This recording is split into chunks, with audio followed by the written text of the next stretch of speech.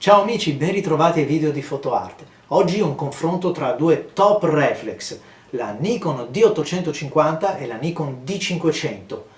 Molto interessante.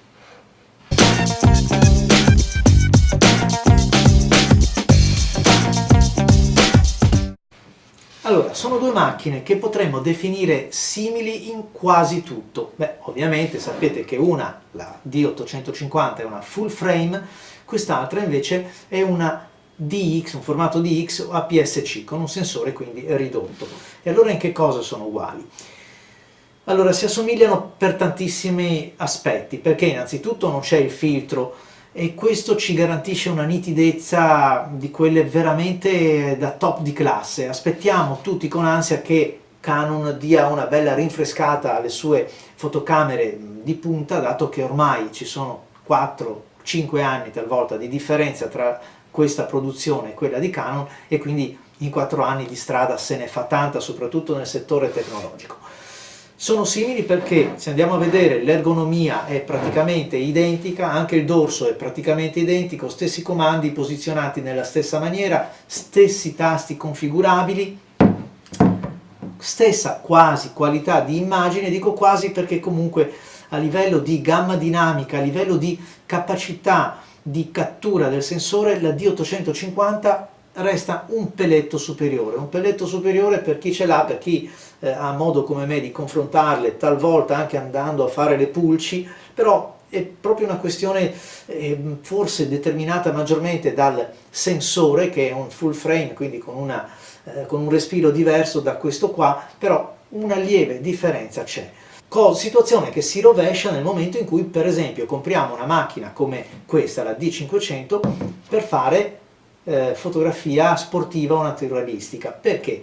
Perché il sistema autofocus, la reattività è identica dal punto di vista così della concezione della camera, diventa però ancora più reattiva secondo me sulla D500 per il fatto che innanzitutto lo specchio è più piccolo, ci sono quindi organi in movimento che hanno meno inerzia. E è una cosa che ho detto anche nel video dedicato alla D500, ho l'impressione che si guadagni quella frazioncina di secondo in velocità su questa, perché me ne accorgo nella mia intenzione di fotografare qualche cosa, soprattutto raccontavo delle ali in aviofauna di un uccello che si sta aprendo al volo. Con questa vado un pochettino più a bersaglio, cioè c'è una reattività che è ancora superiore, e questa ne ha da vendere, ma questa forse è ancora più superiore.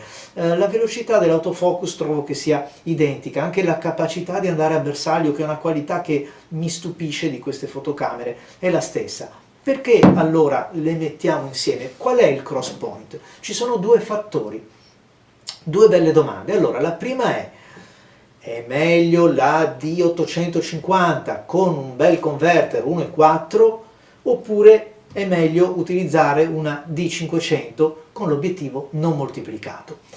Prima di rispondervi faccio anche una precisazione. Parliamo di questo perché se devo parlare di paesaggio, di ritrattistica, non c'è dubbio che questa, la full frame, sia superiore, sia per l'utilizzo delle ottiche nella loro totalità, che per un'ampiezza anche di una varietà di scelta di obiettivi che è un pochettino più limitata sul formato DX. Quindi limitiamo a che cosa? All'utilizzo sportivo, all'utilizzo naturalistico, a tutto ciò che è caccia fotografica, che è il motivo per il quale Nikon ha sfornato questa camera, perché non c'era la necessità di avere una fotocamera APS-C da 21 megapixel, perché ce ne sono anche che hanno più pixel in dote, ma di una camera davvero a punto, cioè di una piccola reflex, di una macchina che addirittura mi dà quel fattore crop che nessun formato DX attualmente mi dà.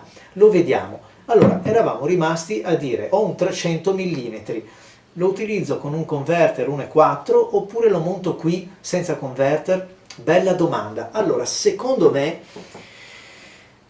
c'è un piccolo guadagno montandolo direttamente su una macchina DX. Io non ho mai abbandonato nella mia vita di fotografo il formato APS-C, perché comunque nei super tele dà un innegabile vantaggio, cioè la differenza c'è, abbiamo una luminosità di 2,8 su un 400 erotti millimetri, per esempio, parlando di un 300, diventa un 500, quasi un 600 se abbiamo un 400, cioè la capacità di ottimizzare poi la parte più performante del disco, della lente, con un sensore ridotto c'è tutta, e questo è innegabile. Quindi la differenza, la difficoltà era trovare una macchina che riuscisse a performare nella stessa maniera di una reflex. Qui Nikon c'è riuscita, aspetto Canon al varco, ve l'ho detto tante volte.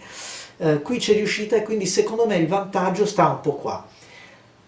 Il secondo aspetto, cioè questo incrocio, dove potrebbe trovarsi? Si potrebbe trovare in un altro fattore, cioè utilizzo il mio famoso 300 mm di cui parlavo prima sulla D500 e lo utilizzo anche sulla D850 utilizzando il fattore crop in camera, perché i 48 megapixel, quasi 50 milioni di pixel della D850 mi consentono di avere un fattore DX di 20 megapixel circa, quindi si trova a rivaleggiare con questa, cioè sono 1000 pixel se vogliamo di differenza. Allora vale la pena?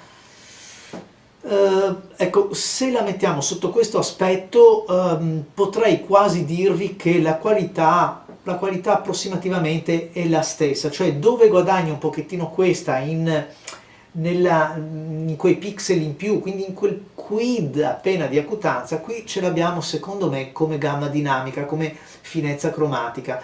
Però è anche vero che a conti fatti, usandola nello sport, usandola nella fotografia d'azione, chiamiamo così, questa ha un piccolo vantaggio, ve l'ho detto, è un pochettino più leggera da brandeggiare e anche più reattiva secondo me. E poi non dimentichiamo, qui abbiamo 10 fotogrammi al secondo e qua invece ci fermiamo a 6 o 7 a seconda del battery grip, quindi quei 3 in più per chi ne ha bisogno, perché insomma anche il fotografo professionista ricorre alla raffica, la raffica quella spinta quando serve, qui c'è un ulteriore vantaggio. Quindi a conti fatti questa linea di incrocio dov'è?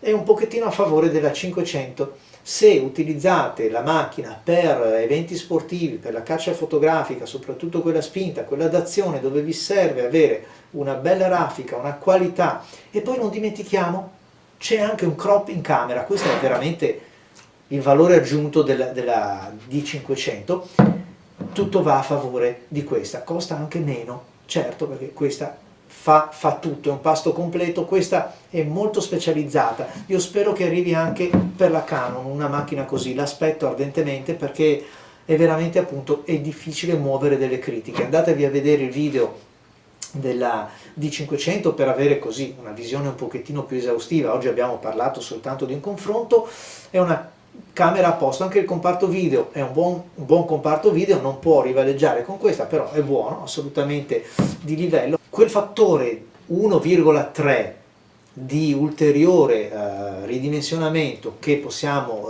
utilizzare su questo sensore, secondo me è il vero valore aggiunto, perché ci permette di risparmiare porzioni di fotogramma quando abbiamo un oggetto che è distante, e soprattutto risparmiare tanti giga, perché alla fine di una giornata o di un servizio, che sia una gara, che sia appunto un'uscita fotografica, i giga da scaricare sono tanti con sensori come questi, e quindi mi avvantaggio di avere già qualcosa di croppato, cioè utilizzo la parte che mi interessa del fotogramma. 10 lode con un più, perché resta pur sempre la D850. Però se siete dei fotografi che fanno azione, sport e vi serve davvero una qualità coniugata alla velocità, non c'è ombra di dubbio, Nikon D500. Ciao a tutti, vi aspetto ai prossimi video, se vi piacciono vi ritroveremo qua e casomai iscrivetevi al canale. Ciao a tutti!